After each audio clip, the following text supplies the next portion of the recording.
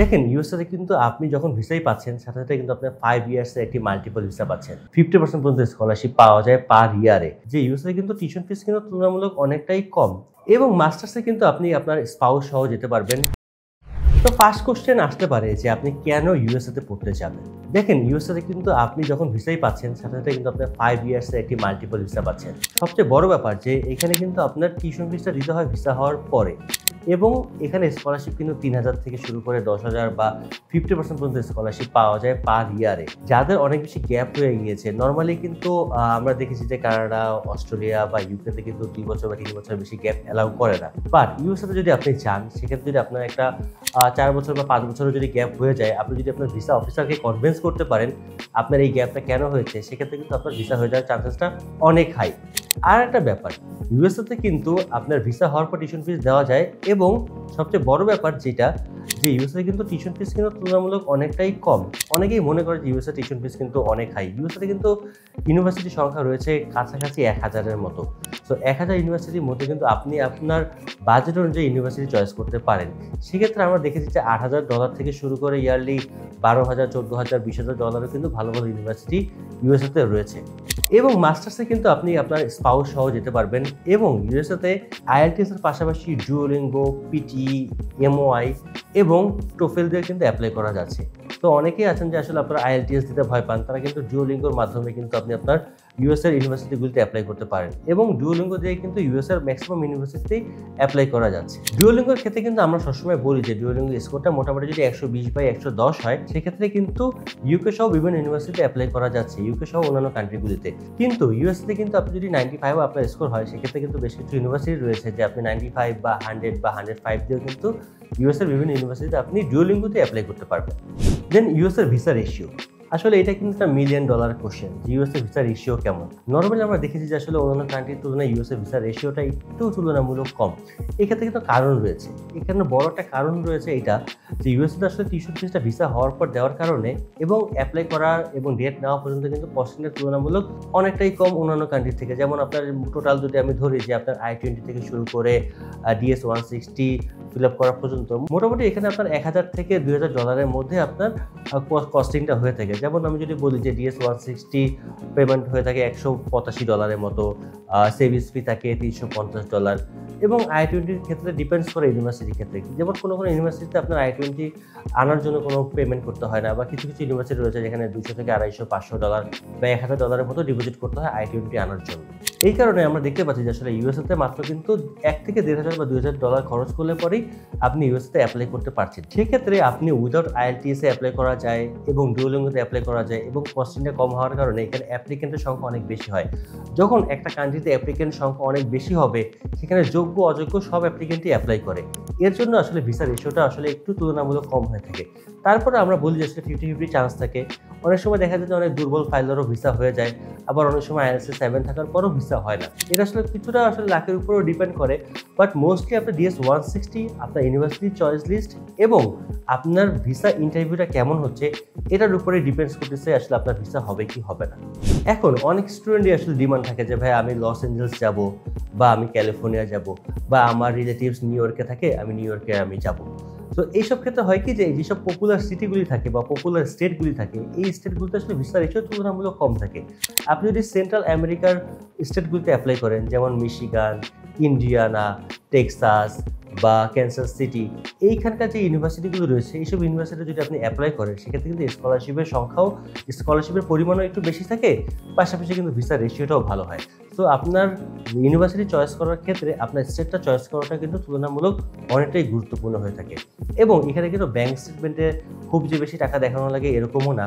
মোটামুটি আপনার 40 থেকে 50 লাখ টাকা যদি আপনার ব্যাংক স্টেটমেন্ট বা সলভেন্সি আপনি দেখাতে পারেন এবং সেটা প্রপার সোর্স অফ ফান্ডটা যদি আপনি দেখাতে পারেন সেক্ষেত্রে কিন্তু আপনার ফাইন্যান্সিয়াল ডকুমেন্টটা অনেকটাই রেডি হয়ে যাচ্ছে। তো আমি যদি এখন বলি ইউএসএ ভিসা সাকসেস হওয়ার জন্য আপনাকে কী স্টেপগুলি ফলো করতে হয় বা নর্মালি ইউএসএ যদি আপনি অ্যাপ্লাই করতে চান স্টুডেন্ট ভিসাতে, স্টুডেন্ট ভিসার ক্যাটাগরিকে বলা হয় F1 এবং যদি আপনি আপনার স্পাউস নিয়ে যান সেটাকে বলা হয় F2।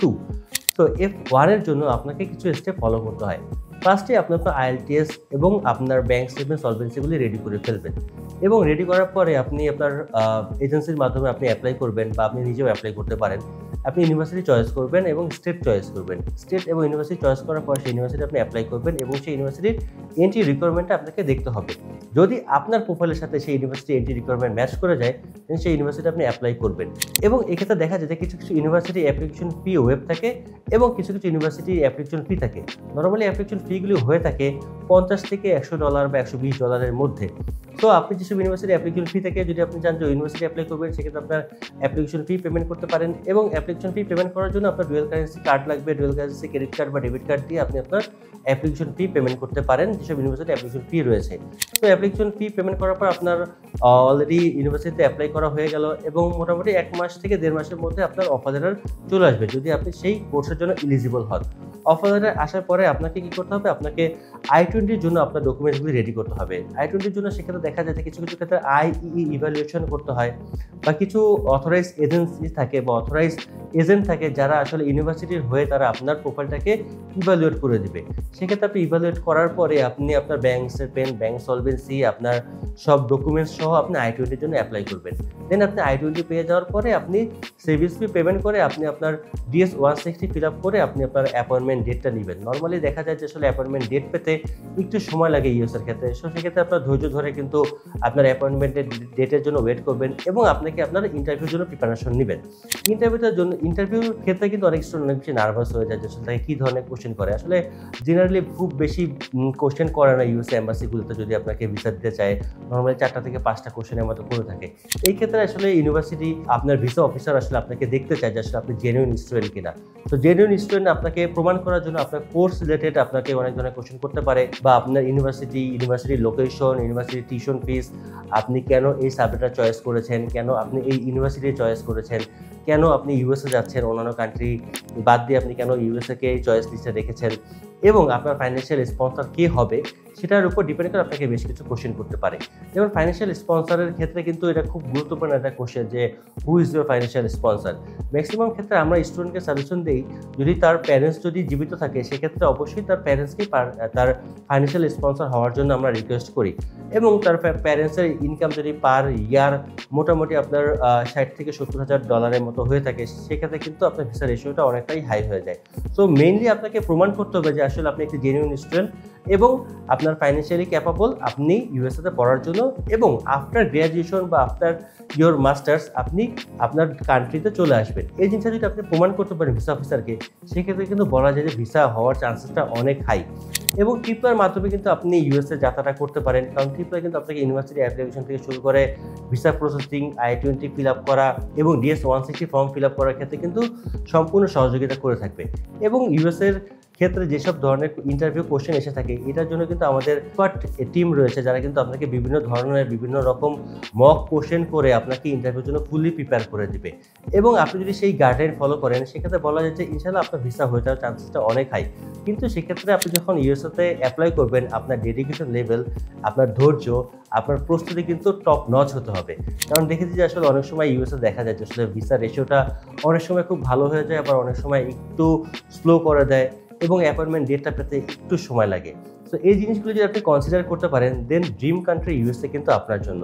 কারণ ইউএসএতে গেলে কিন্তু আসলে আমরা দেখেছি যে আসলে বাংলাদেশি স্টুডেন্টরা অনেক বেশি ভালো করে এবং সেখানে আপনার কোর্স কমপ্লিট করার পরে কিন্তু সেখানে সেটেলমেন্ট হওয়াটা কিন্তু অনেকটাই সহজ অন্যান্য কান্ট্রির তুলনায়।